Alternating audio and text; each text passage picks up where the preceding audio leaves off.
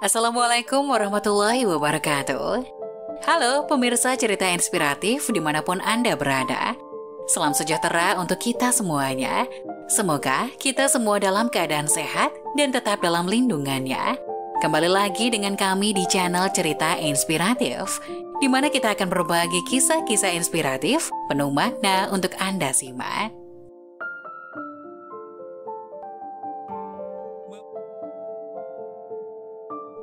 Kisah pria 30 tahun selingkuh dengan janda kaya.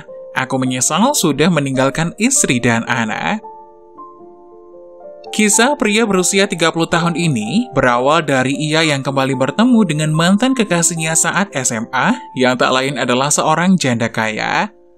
Pria berusia 30 tahun itu masih mencintai janda kaya itu, sehingga ia rela meninggalkan istri dan anaknya di rumah. Inilah kisah pria berusia 30 tahun yang tega meninggalkan istri dan anak di rumah hanya demi janda kaya. Pria berusia 30 tahun itu bernama Aslan. Aslan selama pernikahannya bersama istri merasa sangat bahagia. Ia juga sangat bangga memiliki seorang anak yang berbakti seperti Denny.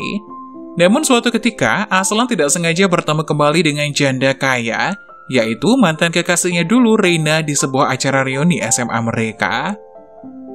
Awalnya, Aslan terus menjauh dari Reina karena ia tidak ingin membuat istri dan anaknya merasa sedih. Suatu malam, Aslan dan istrinya sempat bertengkar hebat akibat masalah hutang keluarga Aslan. Ayah Aslan meninggalkan banyak hutang pada keluarga mereka, sehingga rentenir datang dan akan menyita rumah mereka dalam waktu 1 minggu. Setelah bertengkar dengan istrinya, Aslan pergi meninggalkan rumah untuk mencari angin segar. Saat itulah ia kembali bertemu dengan si janda kaya dan berusaha menyelamatkannya dari 2 orang penjahat yang hendak merampok wanita itu. Setelah itu, janda kaya ini berterima kasih kepada Aslan.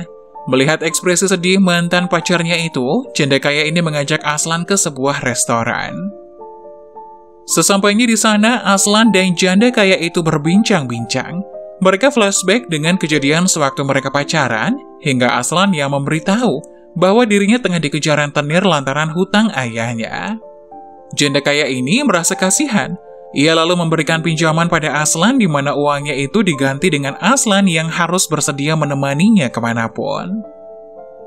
Tanpa pikir panjang, Aslan menerimanya. Setelah itu janda kaya memberikan sejumlah uang padanya. Dari sinilah Aslan dan janda kaya itu mulai dekat kembali. Bahkan Aslan sudah jarang berada di rumah menemani anak dan istrinya. Hingga pada akhirnya, mereka selingkuh di belakang sang istri selama lebih dari 2 tahun. Kemudian janda kaya itu mengatakan bahwa ia ingin menikahi Aslan. Aslan mengatakan bahwa ia juga ingin menikahi wanita ini. Mereka kemudian sepakat untuk menikah tanpa izin dari istri pertama.